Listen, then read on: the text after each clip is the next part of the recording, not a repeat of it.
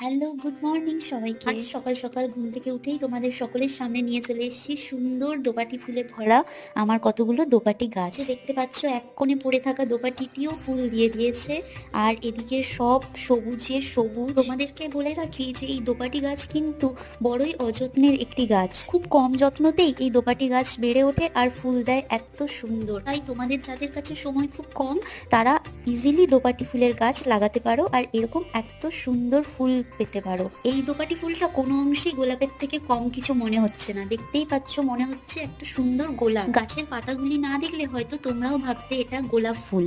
আর হ্যাঁ, অল্প যত্নের কথা বলতে মনে পড়লো, তোমরা দেখতেই পাচ্ছ কত বালি কাঁকড়ের মধ্যেই এই গাছগুলো হয়েছে। এখানে খুব রাবিশ ফেলা আছে আর এখানে মাটিও খুব কম, তাতেই গাছগুলো কত সুন্দর মোটা হয়েছে আর ফুলও দিয়েছে ভরে ভরে। না, আমি কিন্তু কিছু সার প্রয়োগ করিনি, শুধু দুবেলা